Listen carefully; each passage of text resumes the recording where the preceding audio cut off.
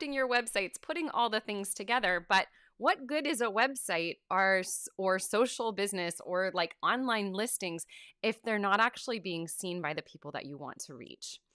Here's the deal. If you want to be found by clients, you need to be findable. And so today what we're going to be looking at is some different ways that you can get found in online searches. There is actually no like one single hack that, is going to bring your website to the #1 search page on Google. That just doesn't exist. But there are simple steps that if you take them consistently over time, they will add up and you are more likely to be found on page #1. I've seen it time and time again with clients, and so I wanted to share these things with you so that you can get found on page 1 when somebody searches for piano lessons near me. So we're going to get into some things that are kind of tech heavy and some things that are actually very, very simple that anybody can do. So if you've written words on your website, you can take these steps. And then we are going to cover one step that is a little bit more in depth and is a little bit more tricky. But before we get to all that goodness, I want to say hello and welcome. If you are new here, my name is Sara Campbell, and I am a business strategist, marketing and mindset coach for music studio owners and online education experts just like you. And I'm glad that you've decided to join us today. Every Wednesday, we go live in all of the places and spaces where we talk about those topics, where we look at, what are the business strategies that we need in order for our business to be successful? What are the marketing strategies that we need in order for people to find us? And what are the mindsets that we need in order for people to, in order for us to actually do those things? So I am going to be popping on to edit a couple things behind the scenes because we're going to do some things that are kind of new today. So we are putting up some polls both on Facebook and on YouTube. So if you're on one of those channels, you'll be able to see our polls and participate today. And I thought I had it all set up behind me, but I didn't. So we're going to set that up right now. Okay, so let's see here. We're going to edit the live video and we're going to put our polls up. So the poll of the day is we're going to be discussing like how many people are finding you in searches.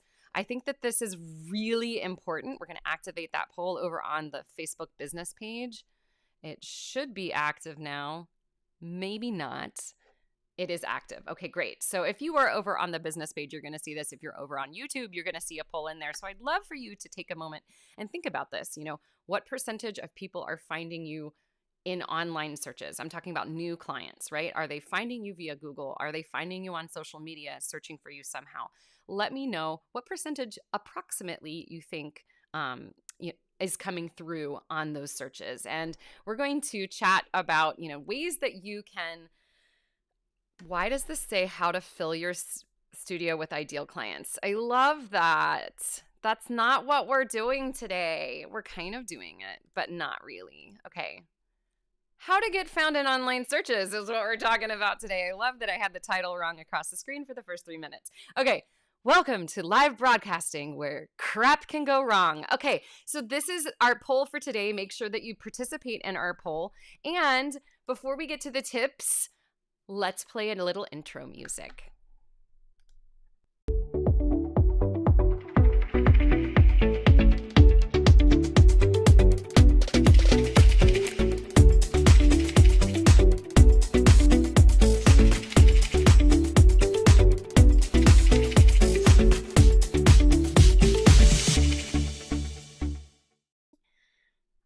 Welcome back.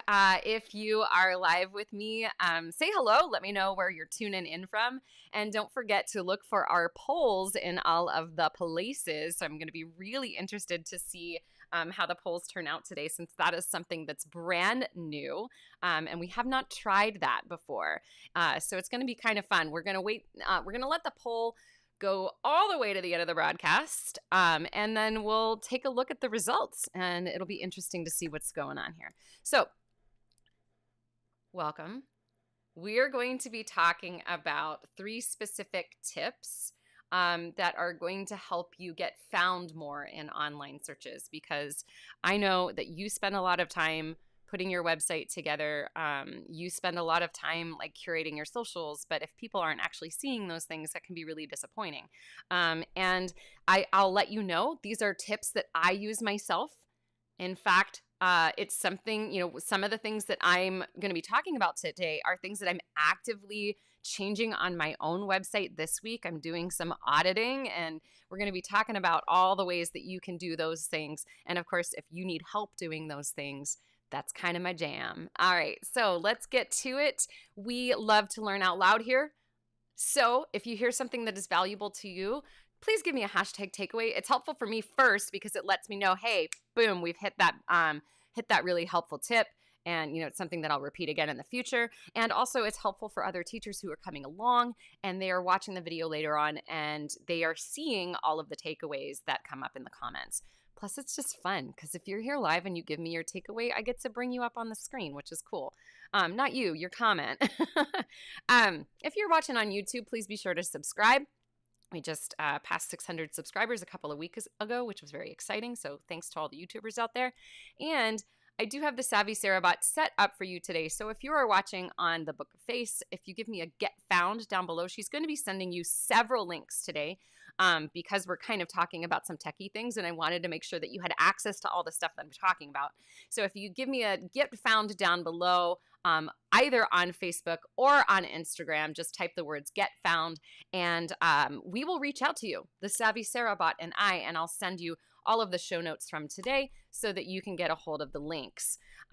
If you are on YouTube and you're watching over there, I have popped a link into the chat, or you can look into the description later on and look for that link there. That's where you can get all the show notes. Okay, let's jam, man. All right. So I'm going to repeat what I said at the top here.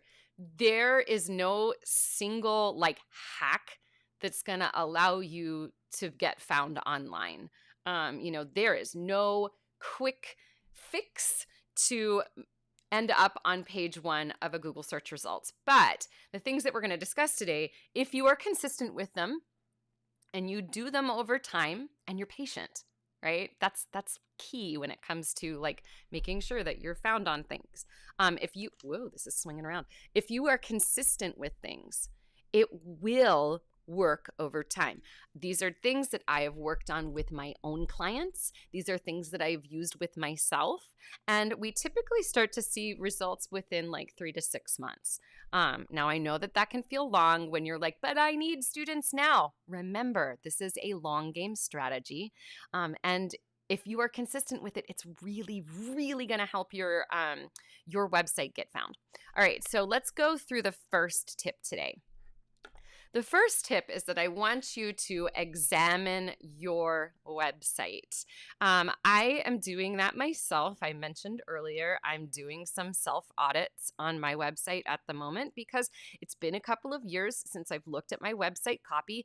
And as time changes, we may find that our ideal clients change, that our services change, that kind of what you are known for changes, becomes more clear.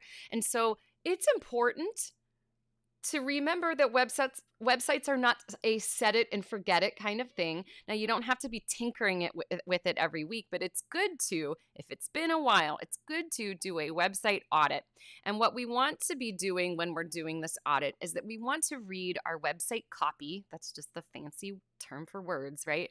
We want to read our copy carefully to make sure that it includes important keywords and locations that people might search. So if you are a studio that has a physical location and you go and you look at your website and you realize your location is not listed anywhere, that's a problem.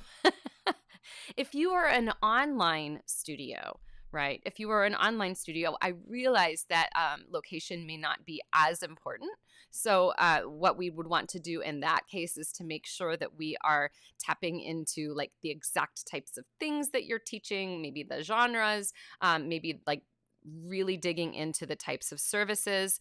And don't forget that a lot of online studios actually can do really well if they are pulling from local places, because some people that are like 30 minutes away from you, they don't want to drive, but they feel comfortable knowing that they're working with a local teacher. I know that might sound strange, but it's very true.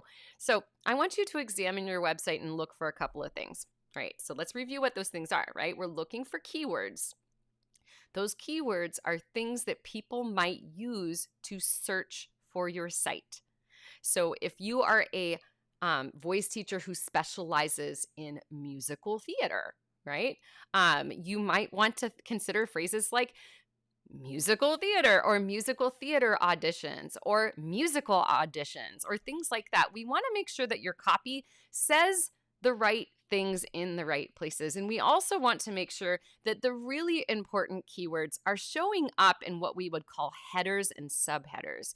Now, that's like big, we have paragraph text and we have header text and subheader text. So I can give you an example, like I'll bring up an example of this because I know that this might actually be like, what? So this is something that I'm looking at on my own site. So let me give a clear example of this and I'll show you what I mean by header subheaders. That's weird. Okay. Oh, I see why. It's showing Zoom. Your client has been successfully updated. Aren't you all excited? My Zoom is updated. All right. So we're looking at Google Chrome. Okay. So as you can see here, I'm going to get this out of the way for a second. All right. So what I want you to be looking at is this text right here. And I see if I can like highlight it on this page. See this text right here? This is a header. Right? So this text is a special type of text. It's actually like on WordPress, you're dragging in like a header. This is going to be so different for whatever platform you're using. But if you're not sure, like if you're using Wix or Square or whatever, Squarespace, you can add headers into those websites. I'm not going to get into the how of that because that is way too techy for today. But notice that like here, I have a key phrase like social media. I also have search engines. So I have some phrases here that are important that people might be searching for. And if you continue down the page, you're going to see things like music teachers and on things like that. So it's really tapping into what are the things that people might search if they were trying to find me. Let me come back. All right. So we want to examine our copy. We want to read through our website and we want to ask ourselves, are all of the search terms that people might use actually showing up? And if you don't know what people are searching for, I do have a resource that might help you. There's a really cool, it's free. Like I think it's free for like the first 5 searches that you do. And then it's a paid service. But there are websites out there that will help you know what key words people are searching for when they're looking for piano lessons near you or voice lessons near you. Here's a hot tip for all the voice teachers. They are not probably looking for the term voice lessons. Probably looking for the term singing lessons. I know that sounds bizarre, but words matter. So your first step, circling back, is to examine your website and make sure that all of the key terms, keywords, locations are included inside of your website copy. And here's another tip to go along with this. As you examine your website, one of the things that's really helpful is to make sure that you look at your footer. Okay, that's the fancy part down at the bottom of your page, and make sure that your socials are listed there. It might be in the footer, it might be in the header. We want to make sure that your socials are linked somewhere so that it does this really magical thing with Google search. When Google realizes that you have your socials linked to your website, your socials can actually show up in search engine results. So make sure that your socials are either hooked up or connected in your header or your footer. And I know that feels like, whew, that's tech heavy, Sara. Okay, don't worry. When it comes to doing this stuff, there's tons of tutorials out there. So if anybody is feeling a little overwhelmed by tech right now, give me some thumbs up. Let me know if you're feeling a little overwhelmed. And if you have a specific question about like, well, how would I do that on this site, or how would I do it on this site? Drop it down below and maybe I can find a quick tutorial for you and send it your way. So that's the first step. I would love to let's check on our polls for a second before we get into our next point here. We're going to be looking at our polls on YouTube and Facebook. I see we've had one vote over on YouTube. Right now it's 0 to 25%. And let's take a look at our poll over on, I don't know how I see the poll on Facebook, which is kind of interesting. So I guess I'll look at it later because I can't see it. So weird. I'm super curious about how to find this. So watch me look for it. Okay. Oh, I know what I needed to do. I needed to like look, we're going to take this. Oh, okay. All right. This is interesting. What percentage? I'm going to say this percentage because I am an online business, which I'd love. Oh, you can't see the results yet until I publish them. That's kind of cool. All right. Now that I've geeked out about that, we're going to make sure that I can publish those polls in just in a few minutes here. Edit. Okay, great. Let's get back to it. I see that Elizabeth has dropped a get found down below. She is going to be delivered the show notes from today. So Facebook or Instagram, if you want to get a hold of those, drop me a get found. And let's get to tip number 2. So this is, so we just talked a little bit about websites and, what are some of the things that you can do to make sure that your website is going to show up in online searches. Let's talk a little bit about Instagram, because Instagram is one of my favorite platforms for music teachers. And if you are not already using local hashtags in your post, then I highly suggest that you start doing that. So local hashtags, let me give you an example of a local hashtag. A local hashtag, so I'm located in West Middlesex, PA. So if I were going to use local hashtags that might tie into what people are searching for or what is popular in my area, then I would probably use West Middlesex, PA. I would also look for like things to do in West Middlesex, or I would look for like the local high school name. I would probably be tagging them as well. So there's just all different types of local hashtags. And if you're not sure what kind of local hashtags to use, what you can do, which is really easy, is to start examining what other local businesses are using as hashtags. So maybe start with a location-based hashtag and search for that. And maybe what I can do is give you a little example of this because I think that would be really useful. Yeah, here we go. So we're going to do another screen share here. Let's get rid of this for a second. And whoops, we're actually going to go to this and to this. All right, so let me give you an example of what I'm talking about. So if I'm doing this on desktop, you can certainly do this on mobile. So what we're going to do here is we're going to search for local hashtags. So I would look for West Middlesex, PA. There's not a lot of posts. We're a very small town, y'all. Hey there, Drawing with My 2 on Instagram has just joined us. So I hit on that, and what we can see, oh, look, there's the diner that's just down the street. That's awesome. The West Middlesex Diner is using hashtags. There's the tree that's right outside of the high school. So what I can do is I can look at those posts, and I can see, okay, look, West Middlesex, PA, Western PA, live and play in the Shenango Valley. Now, if I want to see if these hashtags are like viable and are actually going to work, then what I would do is I'd click on them. And whoops, it didn't open. There might be a little live and play in the Shenango Valley. It's erroring there, but normally it would just open that up. So again, I can go through all of these places. Middlesex Diner. Okay, that's interesting. Danville, PA. So some of those things are not the things that would work for me. But like coming back to Western PA. Okay, so that has a lot of hashtags on it. I can click on that and I can start to examine what are some of the things that other people are using. So I might go through here. I might look for some music studios, or I might look for some art galleries or dance galleries, that kind of things, and look for that. Okay, Brandon, that's a good question. Was that a zip code hashtag? I'm not sure. Let's see if that was a zip code hashtag. No, 1980, 1960s.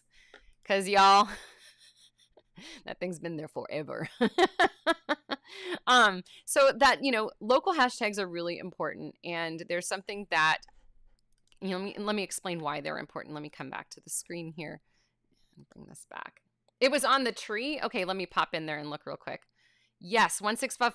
Oh, I love that. 16159 is a hashtag for the West Middlesex what do you call it? Postcode or zip code. And so that's really interesting. I've never seen one of those. There's only 143 posts on it, but how interesting. What's weird is that when I look that up, it has a lot of trains on it. So I don't know what that means. Fascinating. I've never thought about that, Brandon. Thanks for checking that out. So, okay, look, like, why do we want to use the local hashtags on Instagram? Like, here's an idea about why you might want to do that. So with the hashtags, location-based content is important because this helps your content on Instagram become more discoverable at a local level. So people that are looking at a piece of content that includes like a local hashtag, and they're engaging with that content, even if it's not yours, then Instagram is probably going to suggest other content that has similar hashtags in it. So this is why that it's important to use location-based hashtags on Instagram. And if you really want to like get even better at that, one of the things that you can do is, engage with the people who are using those local hashtags and leave a comment on their post or follow their account and things like that. So it's just, there's all different kinds of ways that we can connect and network. This is not trying to play the algorithm. This is connecting and networking and being social, because guess what? That's what social media is about. Okay, so let's continue. We've gone through 2 tips. Let's go on to the third. And I do have a bonus tip here for you all today, so make sure to hang around. Okay, so our third tip for today is, if you want to get found, make sure that you are regularly updating your Google business profile. This is very important because one of the best ways to get found is to make sure that your Google business profile is updated. And what does that look like? Well, let's talk about, first off, if you're new here and you don't know what this is, a Google business profile is free. And it is the thing that pops up on a map when somebody searches for blank lessons near me. And yes, if you are a home-based business and you don't want to put your home address out there, there are ways to list it as a service area. I'm not going to get into that today, but basically it's that pin on a map that drops. And when people are doing the search for something near me, the first thing that comes up in a Google search is going to be the map, right? So let's demonstrate this. I didn't know I was going to do a bunch of screen sharing today, but it makes sense. All right, so screen share, let's do this. Boom. All right, so here on Google, right, if I were to do some, thank you, got it, thanks. If I were gonna do piano lessons near me, okay, notice that the first thing that's on this page is actually the map. And look, there's my studio, and it says you manage this business profile. Wait a second. Sara Marie Music? That's new. I'm going to connect with her. I want to send people to her. She also spells Sara the right way, and that makes me really excited. Okay, so I'm going to have to connect with her.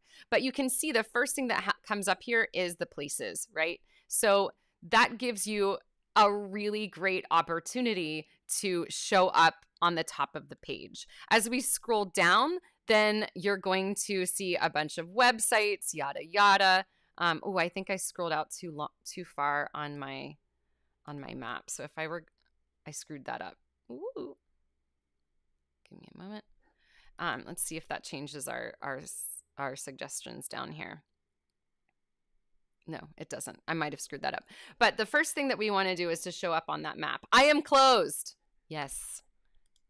I'm open on Wednesday. I'm not open on Wednesday because I'm doing broadcasts. Okay, Pete, you make a good point. I hate that they got rid of the Google My Business app. Okay, don't panic. They did get rid of the app, but have you tried? It's now over in the Maps app, and it's actually pretty intuitive.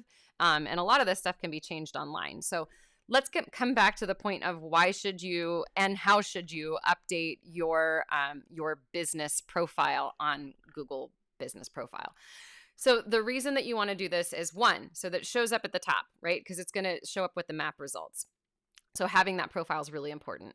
And this gives you an opportunity for people to see your reviews. So I really do suggest that people regularly ask their clients for client reviews over on Google Business Profile. And there's so many different ways to do that. It can, I know it's scary to ask for reviews because we're thinking, like, the first thing that comes to our mind is like, well, what if they don't give us a review, or what if they don't like us? That's silly. They like you. That's why they're in your studio. You just got to time it right? Google Map and search, it's a little bit quirky. Yeah, it takes some time. It takes some time to check that out. So what I would suggest here is regularly updating and getting reviews from clients, and also making posts on Google Business Profile, because Google Business Profile allows you to make posts. And if you just do them like maybe 2 times a month, it brings you up a little bit higher in the searches. A great question here, Karen, because I know that this can be confusing. She asks, did my Google My Business Profile automatically switch to Google Business Profile? Yes, they just renamed the service. Which is weird. And Pete says, Google has been very good to us. Pete, tell us more about that. Are you getting a lot of people who find you via Google search? I'd love to know. I will tell you all, Google search was one of the main things that kept my studio going. And it looks like that my old website has fallen off the top page of search results, but at least with piano lessons near me, which is interesting. If I was more specific, like saying piano lessons with West Middlesex, PA, I might get different results. Yeah, I show up as the first. I show up on the maps, and I show up as my Facebook page, and I show up as my studio. That's interesting. So what was I saying? Coming back to this. Updating your Google Business Profile is super important. I've used it since 2011 or 2010. I hopped on it really quickly. I remember it was before I even moved into like the room that I'm in now. So this was back when I was in the smaller studio space next door. And I remember having to wait to get my postcard in the mail so I could verify the address. And that was really important for me because the number of people that find me through Google search is huge. And I still have people finding me on Google search. So if you're not listed and you're not getting your profile like updated and all of that stuff, it's time. I love this. Pete says most of the calls are from those that have searched near me. Pete, I also love that you're asking people that. That is so important, right? We need that data. We need to know how people are searching for us. All right. So those are the 3 tips. Here's a bonus tip here, and I don't want to dig into this too far, but it's important. If you are tech savvy, you can do this yourself. If you are not, hire someone else to do this.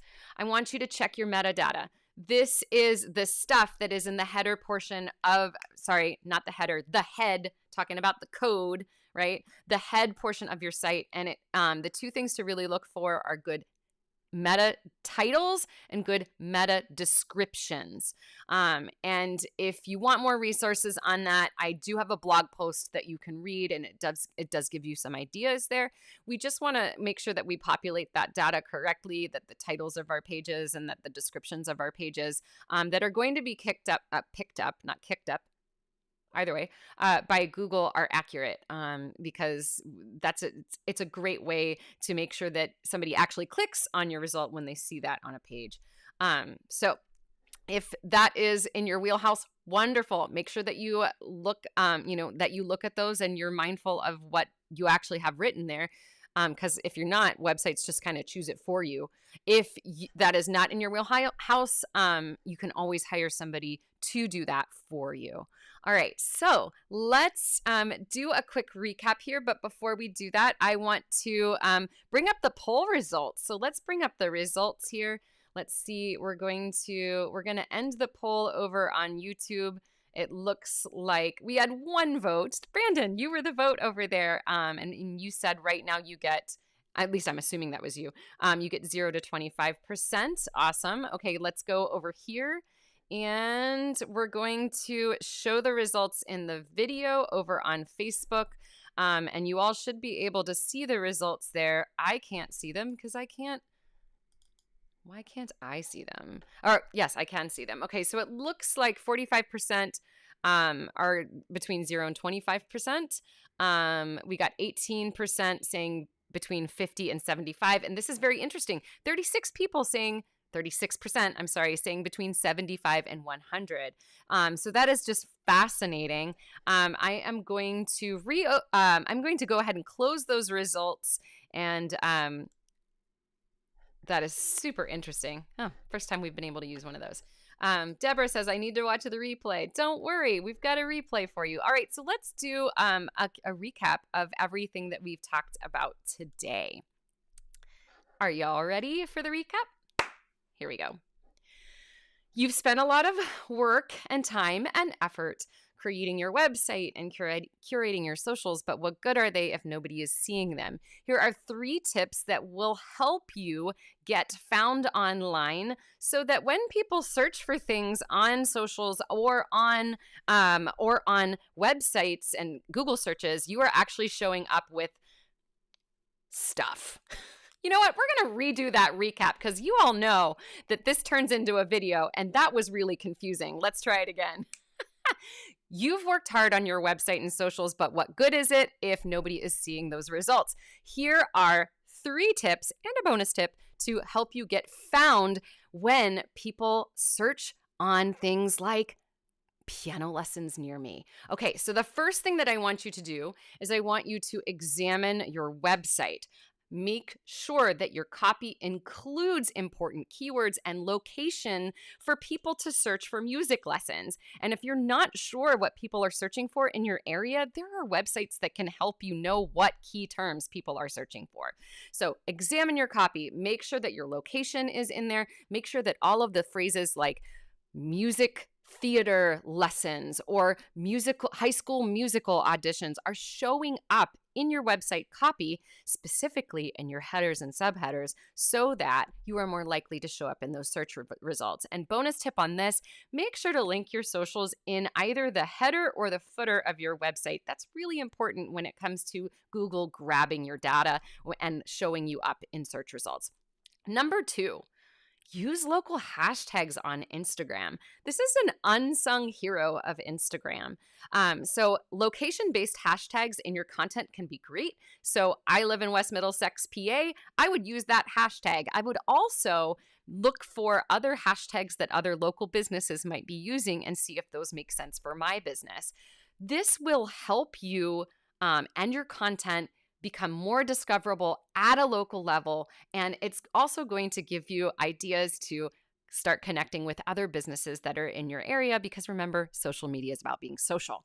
Number 3, update your Google business profile. If you don't have one, it's a free service. So you definitely should sign up and get one so that when somebody searches for blank lessons near me, ukulele lessons, saxophone lessons, having a Google business profile is important because that's going to allow you to show up at the top of search results. So keep this updated regularly. You can post content to it a couple times a month and make sure that you're asking clients to put reviews there. The bonus tip for you, this is a little bit more complicated, but it can be really important. Be aware of what your metadata is on your website. This is a bit more tech heavy, so if you're a techie kind of person, by all means, have at it. If you're not, hire somebody to do this. I want you to make sure that the content that is in the portion of your website called head, it's within those little 2 symbols, and it says head in it. We want to make sure that this includes good title and description metadata. And if you're not comfortable editing this, don't touch it. Again, a professional can help you with this. And it's just yet another way to make sure that when people search for you, the right data is going to be pulled and you're going to show up in the search results. Now, if this has been helpful to you and you want to learn more about how you can get found online, I invite you to drop the words "get found" down below and check out the field guide that I've created. It's specifically for music teachers, and it goes through 11 different social media platforms and search engines, and it gives you information about how you can use them. It also gives you a workbook that you can use to start building your own marketing strategy. So if you'd like to get a hold of that, click get found down or put get found down below, and the Savvy Sara bot will send you the information. Okay, thank you so much for being here today. I really appreciate you all. If you got some value outside of in this video, give us some hearts, give us some thumbs, and we will see you next Wednesday. In the meantime, stay savvy and stay you, because you are an amazing music teacher and there's no one in the world quite like you. And I think you're pretty dang awesome. We'll see you next time.